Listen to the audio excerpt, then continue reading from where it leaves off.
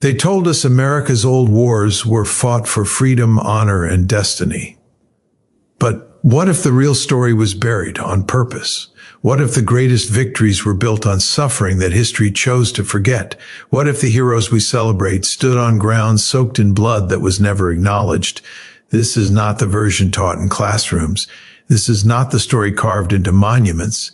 Tonight, we uncover the dark truth behind America's old wars, a truth that reshaped millions of lives, erased entire nations, and still echoes in the world you live in today. If you think you already know this history, stay with me, because the truth is far more unsettling than you imagine. We'll explain everything in this video step by step. Don't skip it. History often tells us who won, but it rarely tells us who paid the price. Tonight, we step away from the medals, the parades, and the heroic posters and walk into the shadows of America's old wars, where truth is quieter, darker, and far more human. This is not a story of glory. This is a story of blood, broken promises, and forgotten lives. The birth of a nation written in blood. America's earliest wars are often painted as noble struggles for freedom, but freedom in its infancy came at a terrible cost. The Revolutionary War did not begin with unity. It began with fear. Colonists fought an empire, yes, but neighbors also fought neighbors. Families were torn apart between loyalists and patriots. Brother turned against brother. Farms burned. Civilians starved. Thousands died not from bullets, but from cold, disease, and hunger. And while liberty was declared on paper, millions remained in chains. Slavery, the war that never truly ended. America's wars cannot be separated from slavery, because slavery fueled them. From the early colonial conflicts to the Civil War, enslaved Africans were forced to build fortifications, carry supplies, and fight in battles they never chose. When the Civil War erupted, it was not just a clash of armies. It was the explosion of centuries of injustice. Over 600,000 Americans died, more than all other U.S. wars combined. Men marched into battle believing God was on their side, while entire towns were reduced to ashes. And when the war ended, freedom came, but justice did not. Reconstruction collapsed, racial terror rose, and the war's wounds were never allowed to heal.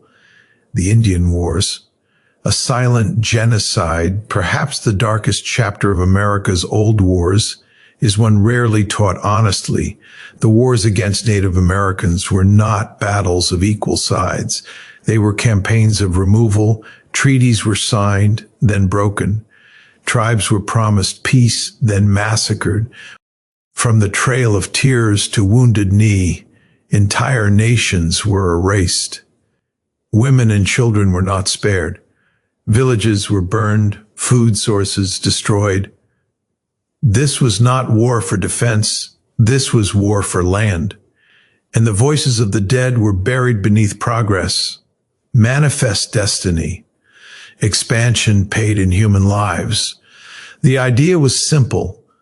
America was destined to expand. The reality was brutal. The Mexican to American War took half of Mexico's land through force. Young soldiers were sent south to fight a war many didn't understand. Ulysses S. Grant himself later called it one of the most unjust wars in history. Behind every new border drawn on a map were graves without names. The forgotten soldier. History celebrates generals, but it forgets the soldier. Teenage boys lied about their age to enlist. Immigrants fought hoping to be accepted. Poor men died so the powerful could negotiate peace. They returned home with missing limbs, shattered minds, and no support. There was no word for PTSD, only silence. What history doesn't want you to ask. Who truly benefited from these wars? Who gained land, power, and wealth? And who lost everything? America's old wars built a nation, but they also built cemeteries. They created heroes, but they also created ghosts.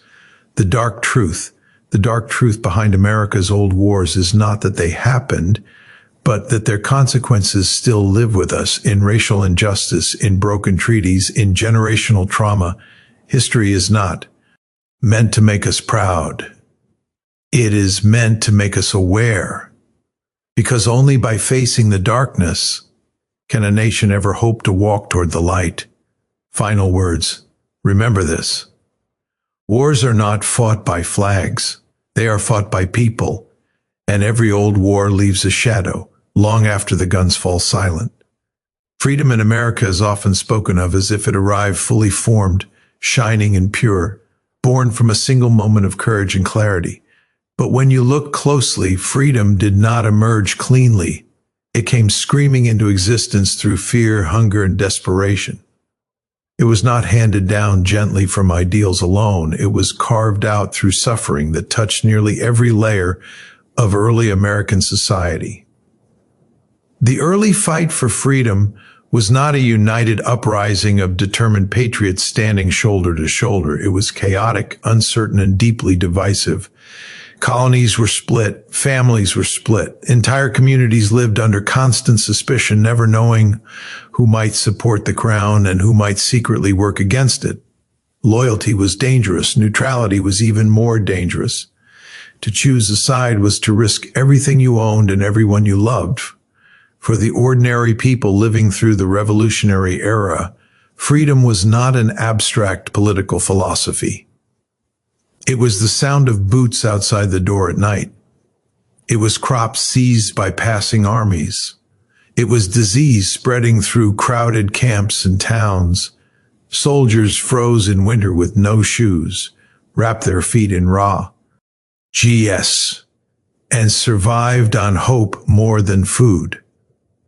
Civilians watched their homes burn because they happened to live along a strategic road or river. Freedom was promised, but survival was uncertain. Many of the men who fought were not driven by grand visions of liberty. Some were poor farmers forced into service. Some were immigrants hoping military duty would earn them acceptance. Others enlisted simply because war offered regular meals, however scarce. They marched not knowing if the cause would succeed or if the nation they bled for would even exist by the time the war ended. While the language of freedom echoed in speeches and pamphlets, the reality was deeply unequal. Enslaved Africans heard the same words, but lived an entirely different truth. They were told freedom was worth fighting for, yet were denied it themselves. Many were forced to serve the war effort without choice, building fortifications, hauling supplies, and laboring under brutal conditions. Others fled plantations in hopes that chaos might offer a path to escape, only to face betrayal from both sides. Native populations were caught in the middle of a war that was never theirs.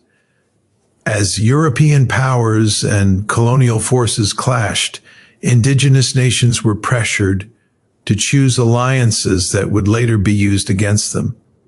Promises were made and broken with stunning speed. Land was taken in the name of liberty, even as that liberty excluded those who had lived on it for generations. Freedom, as it was pursued, demanded sacrifice, but not evenly. The wealthy often financed the war and later shaped its outcome. The poor fought it. The marginalized paid for it. With generations of loss, women kept households alive while men were away, managing farms, raising children, and burying the dead, all while having no voice in the freedom being defined. Disease killed more soldiers than bullets. Camps were breeding grounds for smallpox, dysentery, and typhus. Medical care was primitive, often more painful than the wounds themselves. Amputations were performed without anesthesia. Survival often depended on luck rather than skill. These realities rarely appear in polished historical narratives, yet they form the daily texture of the struggle for freedom. Even victory did not bring relief. Veterans returned home broken physically and mentally, to governments unable or unwilling to compensate them. Promised pay was delayed or denied. Some soldiers revolted not against an enemy empire, but against the very nation they had helped create, demanding the wages they were owed.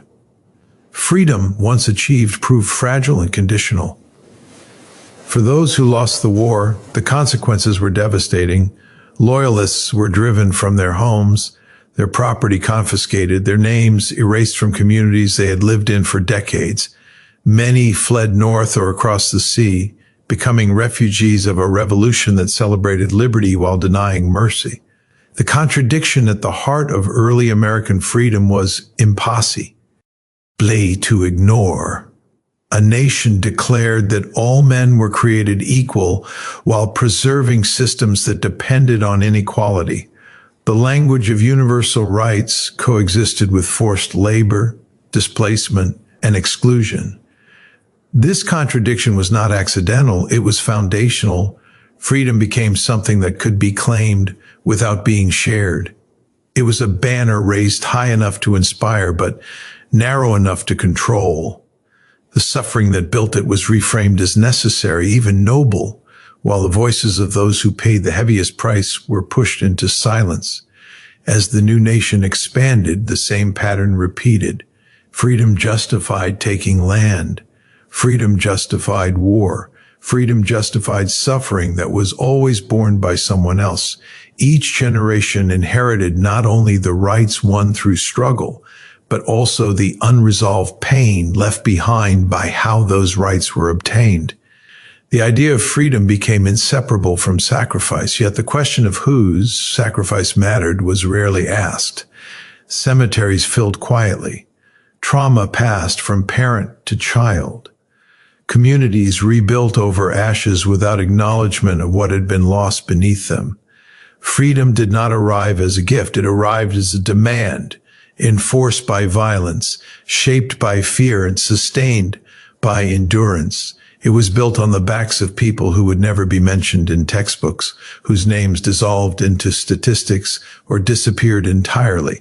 The nation remembered the ideals but forgot the cost, remembered the victory. But not the suffering that made them possible.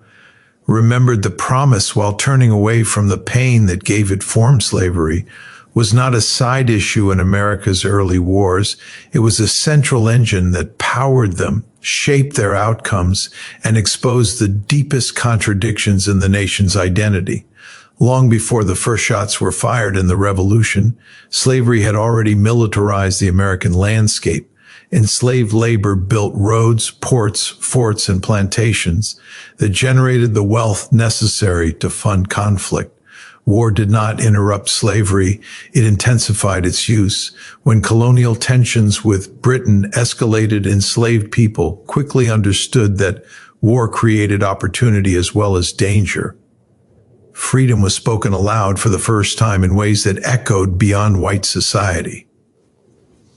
Thousands of enslaved Africans fled plantations, responding to British promises of emancipation for those who would fight or work for the crown. For many, this was not loyalty to Britain, but a calculated grasp at survival. The battlefield became one of the few places where the rigid structure of bondage briefly loosened. American revolutionaries spoke passionately about tyranny while owning human beings. Many feared that British emancipation efforts would destabilize the colonial economy and social order. This fear, more than abstract political theory, hardened revolutionary resolve in the southern colonies. Independence became a way to protect slavery as much as to escape imperial company control. The war for liberty and the war to preserve human bondage advanced together, inseparable and mutually reinforcing. Enslaved men were forced into service on both sides, often without weapons, carrying supplies, digging trenches, repairing roads, and burying the dead. Their labor kept armies moving. Their suffering went unrecorded. Some fought directly, promised freedom that was later denied. Others died anonymously, their bodies absorbed into landscapes that refused to remember them. When the revolution ended, slavery did not weaken. In many places, it expanded. The new nation protected the institution through law, compromise, and silence. Freedom was secured for some by tightening the chains around others. The war had proven that enslaved labor could sustain massive military operations, and that lesson would be repeated again and again. As the United States grew, slavery dictated foreign and domestic policy. Expansion meant new territory, and new territory meant a brutal question, free or slave. The answer was fought over with weapons long before it was debated in Congress. Militias formed to protect slaveholding interests. Violence became a political tool. War was no longer just about enemies abroad, but about control at home. Enslaved people lived under constant surveillance, their bodies treated as potential weapons against the state. Slave patrols were armed forces in all but name. Rebellions were met with military force. The fear of uprising shaped American military culture, embedding violence into everyday life. War was not an event, it was a condition. When the Civil War erupted, slavery was no longer hidden beneath patriotic language. It stood exposed, undeniable. Yet even then, it was not immediately confronted. Millions of enslaved people waited while politicians argued. They waited while armies marched past their homes. They waited while men debated whether their freedom was worth the cost of war. Enslaved people did not wait passively. They escaped, sabotaged, informed, and resisted. They transformed the war by forcing the issue of emancipation into the open. Union armies became magnets for human desperation. Camps filled with refugees who had nothing but the belief that the war might finally break their chains. Disease, hunger, and violence followed them even into supposed safety. Black soldiers eventually fought for the Union in massive numbers, turning the tide of the war while fighting under unequal conditions. They were paid less. They were given worse equipment. They were often assigned the most dangerous tasks. If captured, they were not treated as prisoners of war, but as escaped property, executed or re-enslaved. Their bravery was undeniable. Their recognition was delayed. Slavery shaped the brutality of the Civil War itself. Battles were fought over plantations, railroads built by enslaved hands, and cities grown rich on forced labor.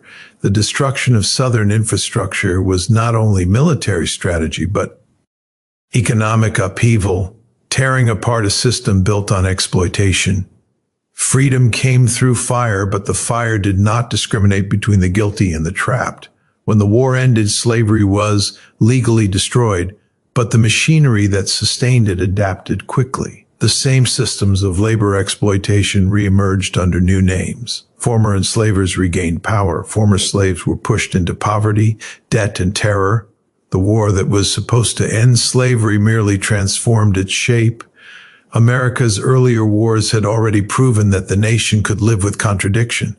The Civil War proved it could survive one. Slavery's legacy embedded itself into the military, the economy, and the culture. Violence remained a tool of enforcement. Freedom remained conditional. The truth is that slavery did not simply exist alongside America's wars. It made them possible. It financed armies. It justified expansion. It defined enemies. It shaped strategy. It determined who was protected and who was expendable. Every major conflict carried its shadow. The emotional cost was immeasurable. Families were torn apart repeatedly, first by sale, then by war, then by displacement. Generations learned to live with loss as a constant. Hope was fragile, often punished. Survival required silence, endurance, and courage that history rarely credits. Slavery taught America how to wage war against its own people. That lesson did not disappear when the chains were broken. It carried forward into new systems, new conflicts, new forms of control. The language changed. The targets shifted. The structure endured. War offered moments of possibility for the enslaved, but it also delivered new betrayals. Promises were made in desperation and broken in victory. Freedom was declared, then delayed, restricted, and attacked. The battlefield became a place where liberation and loss existed side by side, indistinguishable until it was too late. To understand America's old wars without confronting slavery is to misunderstand them entirely. The blood spilled on battlefields cannot be separated from the blood drawn in fields and quarters. The march toward freedom was fueled by bodies denied it, by labor stolen, by lives consumed to sustain a nation that refused to see them as human. The wars fought against native nations were rarely declared, rarely equal, and almost never remembered honestly. They unfolded not as single conflicts, but as a continuous process of violence stretching across centuries. To call them wars suggests rules, balance, and mutual consent. In reality, they were campaigns of removal carried out by a growing nation determined to take land, regardless of the human cost. From the earliest days of European settlement, native communities were seen less as people and more as obstacles.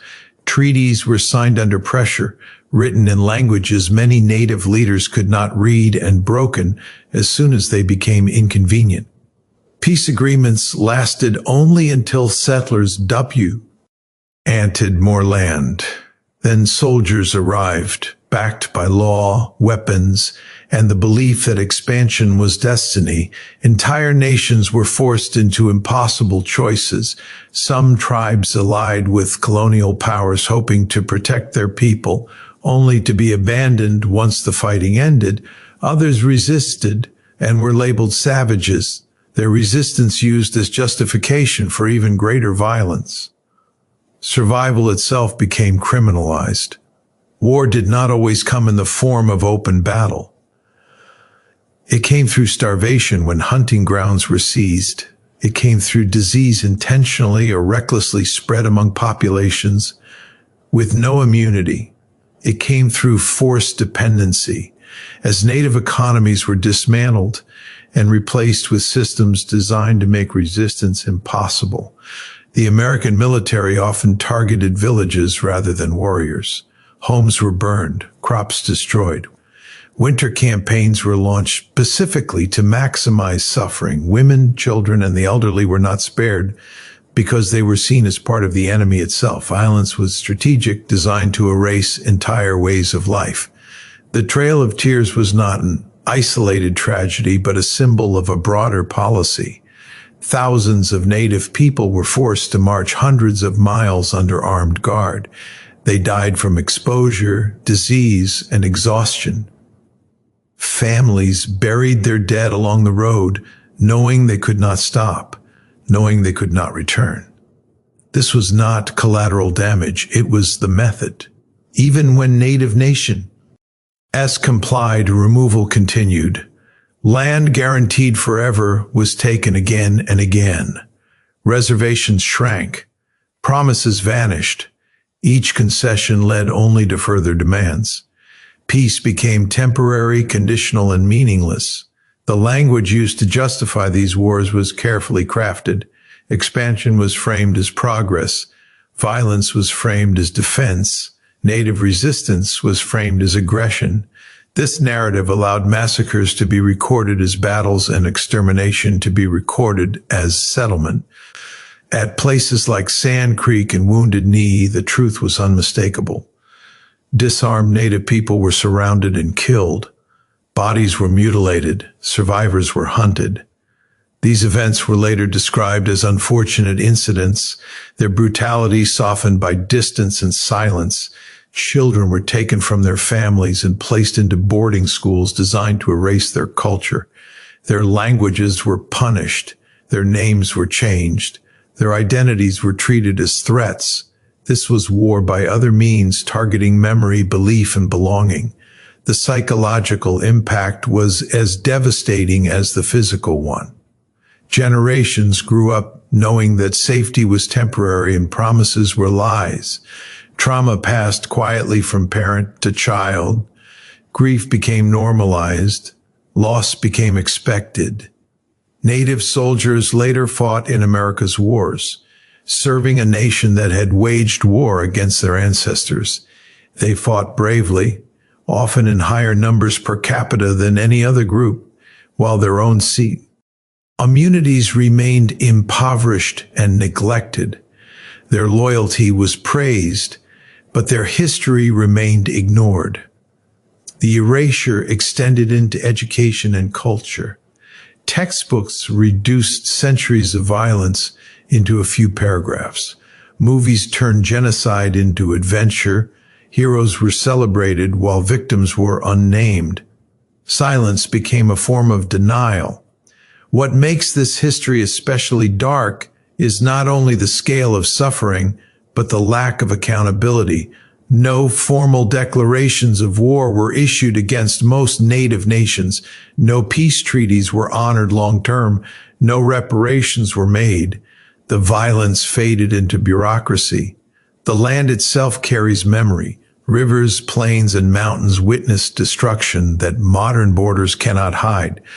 Cities stand where villages once thrived. Roads follow paths forced by marches of despair. Progress was built directly on displacement. To acknowledge this history is not to deny the nation's existence, but to confront the cost of its creation. The survival of the United States required the destruction of countless native worlds. This truth challenges the mythology of innocence and forces a reckoning with the meaning of freedom. Native nations did not vanish. They endured. They adapted. They survived policies designed to erase them. Their survival is itself an act of resistance, carried out despite overwhelming force. Yet endurance should not be mistaken for consent or closure. The wounds remain open. Broken treaties still matter. Stolen land still matters. The past is not distant when its consequences shape the present. The silence surrounding these wars is intentional. Remembering would require responsibility. Remembering would disrupt comfort. Forgetting is easier, but forgetting does not undo what was done. The wars against Native Americans were not tragic accidents of history. They were deliberate, sustained, and justified at every level of power. They were fought not just with guns and swords, but with laws, schools, and stories designed to make disappearance seem natural. This is why they are rarely called what they were. Genocide is a word that demands moral clarity. It leaves no room for heroic myths. It forces the nation to see itself not only as a symbol of freedom, but as an agent of destruction. The dark truth is not hidden in secret documents or lost records. It is visible in the land, in the broken promises, in the communities that still fight to exist. It is present in what was taken and in what was never returned. The wars fought against native nations were rarely declared, rarely equal, and almost never remembered honestly. They unfolded not as single conflicts, but as a continuous process of violence stretching across centuries. To call them wars suggests rules, balance, and mutual consent. In reality, they were campaigns of removal carried out by a growing nation determined to take land regardless of the human cost. From the earliest days of European settlement, native communities were seen less as people and more as obstacles. Treaties were signed under pressure, written in languages many native leaders could not read, and broken as soon as they became inconvenient. Peace agreements lasted only until settlers wanted more land. Then soldiers arrived, backed by law, weapons, and the belief that expansion was destiny. Entire nations were forced into impossible choices. Some tribes allied with colonial powers hoping to protect their people, only to be abandoned once the fighting ended. Others resisted and were labeled savages, their resistance used as justification for even greater violence. Survival itself became criminalized. War did not always come in the form of open battle. It came through starvation. When hunting grounds were seized, it came through disease intentionally or recklessly spread among populations with no immunity. It came through forced dependency as native economies were dismantled and replaced with systems designed to make resistance impossible. The American military often targeted villages rather than warriors. Homes were burned, crops destroyed. Winter campaigns were launched specifically to maximize suffering. Women, children, and the elderly were not spared because they were seen as part of the enemy itself. Violence was strategic, designed to erase entire ways of life. The Trail of Tears was not an isolated tragedy, but a symbol of a broader policy. Thousands of native people were forced to march hundreds of miles under armed R&D. They died from exposure, disease, and exhaustion. Families buried their dead along the road, knowing they could not stop, knowing they could not return. This was not collateral damage. It was the method. Even when native nations complied, removal continued. Land guaranteed forever was taken again and again. Reservations shrank. Promises vanished. Each concession led only to further demands. Peace became temporary, conditional, and meaningless. The language used to justify these wars was carefully crafted. Expansion was framed as progress. Violence was framed as defense. Native resistance was framed as aggression. This narrative allowed massacres to be recorded as battles and extermination to be recorded as settlement. At places like Sand Creek and Wounded Knee, the truth was unmistakable. Disarmed native people were surrounded and killed. Bodies were mutilated. Survivors were hunted. These events were later described as unfortunate incidents, their brutality softened by distance and silence. Children were taken from their families and placed into boarding schools designed to erase their culture. Their languages were punished. Their names were changed. Their identities were treated as threats. This was war by other means, targeting memory, belief, and belonging. The psychological impact was as devastating as the physical one. Generations grew up knowing that safety was temporary and promises were lies. Trauma passed quietly from parent to child. Grief became normali. Zed. Loss became expected. Native soldiers later fought in America's wars, serving a nation that had waged war against their ancestors. They fought bravely, often in higher numbers per capita than any other group, while their own communities remained impoverished and neglected. Their loyalty was praised, but their history remained ignored. The erasure extended into education and culture. Textbooks reduced centuries of violence into a few paragraphs. Movies turned genocide into adventure. Heroes were celebrated while victims were unnamed. Silence became a form of denial. What makes this history especially dark is not only the scale of suffering, but the lack of accountability. No formal declarations of war were issued against most native nations. No peace treaties were honored long-term. No reparations were made. The violence faded into bureaucracy. The land itself carries memory.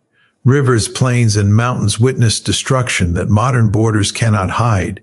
Cities stand where villages once thrived. Roads follow paths forced by marches of despair. Progress was built directly on displacement. To acknowledge this history is not to deny the nation's existence, but to confront the cost of its creation. The survival of the United States required the destruction of countless native worlds. This truth challenges the mythology of innocence and forces a reckoning with the meaning of freedom. Native nations did not vanish. They endured. They adapted. They survived policies signed to erase them. Their survival is itself an act of resistance, carried out despite overwhelming force. Yet endurance should not be mistaken for consent or closure. The wounds remain open. Broken treaties still matter. Stolen land still matters.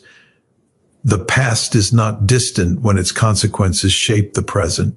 The silence surrounding these wars is intentional. Remembering would require responsibility. Remembering would disrupt comfort. Forgetting is easier, but forgetting does not undo what was done. The wars against Native Americans were not tragic accidents of history. They were deliberate, sustained, and justified at every level of power.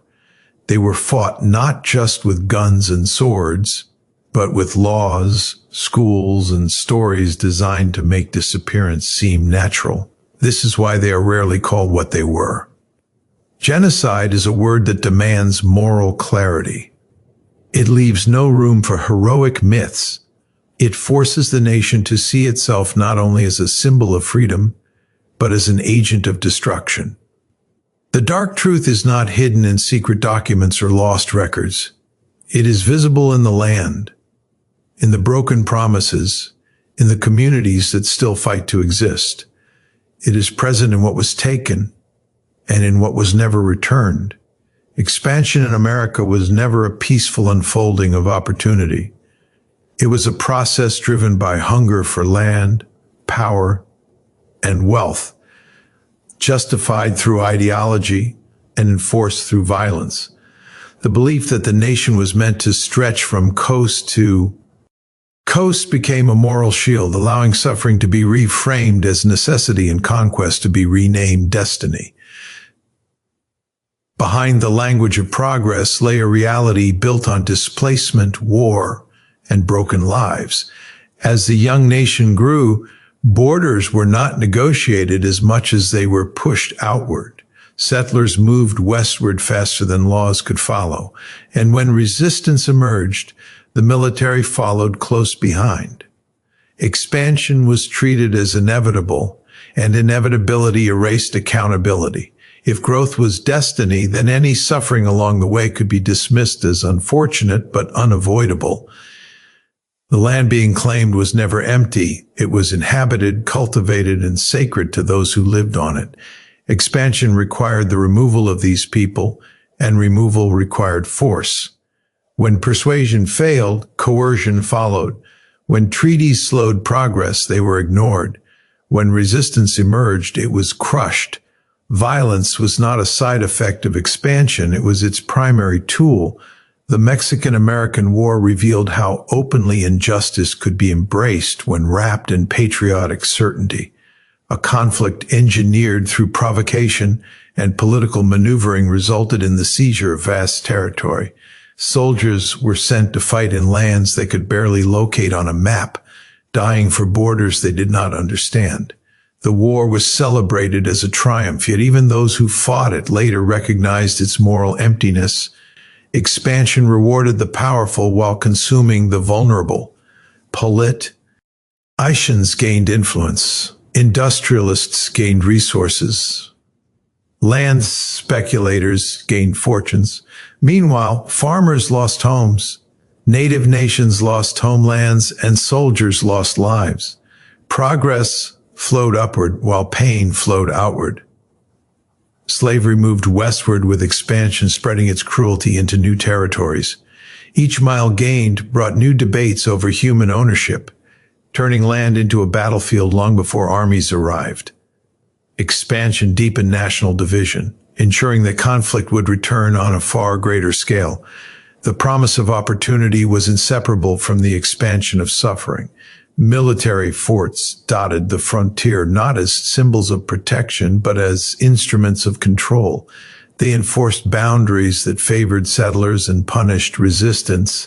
The presence of the army normalized violence, turning conflict into routine.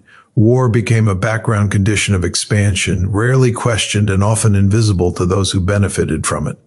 Settlers themselves were not immune to injustice. Many were poor, lured west by promises of land and independence, only to find isolation, hardship, and constant danger. They became both participants in and victims of expansion, caught between government ambition and frontier reality. Their struggles were real, but their suffering did not erase the harm inflicted on others. Expansion reshaped the American understanding of violence. War was no longer confined to distant battlefields. It became embedded in everyday life. Our Med conflict accompanied migration. Survival depended on force. Communities formed around shared fear and exclusion. The frontier became a place where brutality was normalized and empathy eroded. Indigenous resistance was framed as savagery, allowing settlers to see themselves as victims even as they advanced. This inversion of reality made injustice feel righteous. Expansion was not only physical but psychological, training generations to equate dominance with virtue and conquest with courage. The environment itself suffered. Forests were cleared, rivers diverted, wildlife slaughtered. These acts were celebrated as improvement, masking destruction beneath productivity. Expansion treated land as an object to be consumed rather than a system to be respected. The scars remain visible long after the justification has faded. Every new territory acquired brought new laws designed to secure control. These laws rarely protected those displaced. Instead, they formalized inequality, embedding injustice into governance. Expansion required not only soldiers, but bureaucrats, surveyors, and judges willing to legitimize theft through paperwork. Religious language often accompanied expansion, portraying conquest as divine will. Faith was used to silence doubt and sanctify violence. This moral framing made resistance appear not just dangerous, but sinful. Injustice became a duty, carried out with conviction rather than hesitation. As railroads spread, expansion accelerated. Steel tracks replaced footpaths, carrying settlers faster and deeper into contested land. With them came troops, weapons, and law enforcement. Technology magnified injustice, making removal more efficient and resistance more costly. Those who opposed expansion were marginalized. Critics were labeled unpatriotic, naive, or traitorous. Doubt threatened momentum, and momentum mattered more than morality. The nation learned to move forward without looking back. The legacy of expansion through injustice did not end when borders stabilized. The patterns established during westward growth continued to shape policy, economics, and identity. Inequality hardened. Violence remained an acceptable means of solving problems. Power continued to flow toward those who already held it. Communities destroyed by expansion were rarely rebuilt. Their histories were erased or romanticized beyond recognition. What remained were names on maps stripped of meaning, reminders of presence without acknowledgement. Memory was flattened into myth. Expansion taught America that success could be measured by acquisition rather than justice. Growth became synonymous with greatness regardless of cost.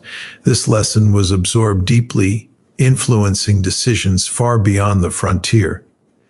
The people displaced by expansion were expected to vanish quietly, making room for progress without protest. Their survival challenged the narrative, so their voices were ignored.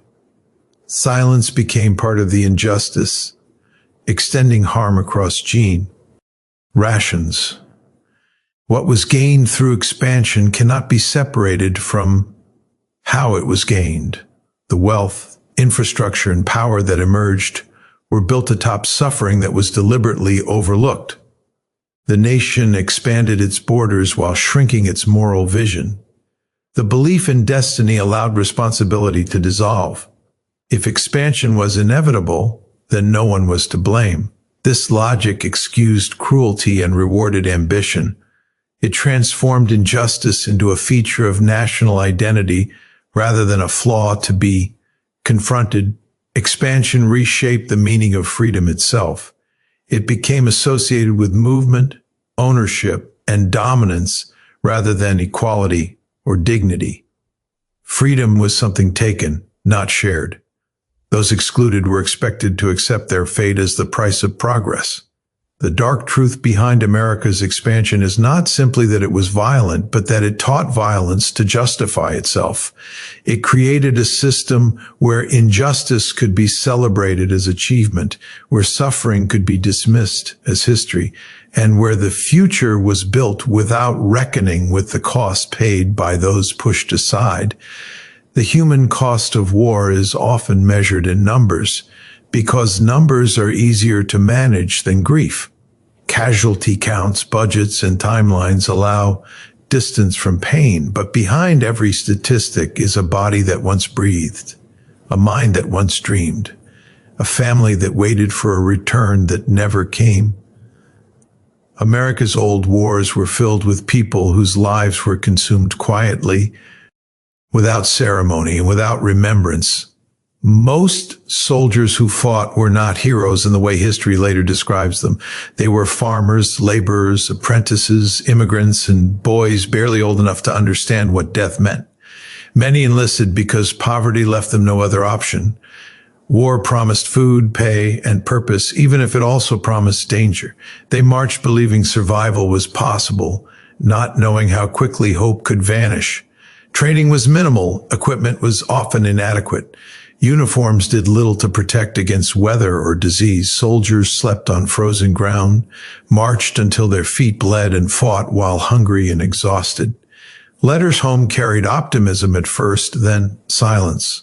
Families learned to read absence as tragedy. Death rarely arrived cleanly. It came through infection, exposure, and neglect as often as through combat. Wounds that could have been treated today became fatal. Surgeons worked in chaos, cutting away limbs to save lives, sometimes failing at both. The screams of the injured echoed long after battles ended. Those who survived did not escape unscarred. Many returned missing arms or legs, their usefulness judged by their ability to work rather than their sacrifice. Prosthetics were crude or non-existent. Pain followed them home, chronic and unacknowledged. Governments praised bravery but struggled to provide care. Veterans became burdens rather than honored citizens. The psychological toll was even more invisible. Sold. Years carried memories they could not explain. Nightmares, sudden anger, numbness, and despair haunted them. There was no language for trauma, no understanding of what war did to the mind. Suffering was interpreted as weakness. Silence became survival. Civilians suffered alongside soldiers. Wars were not fought in isolation from daily life.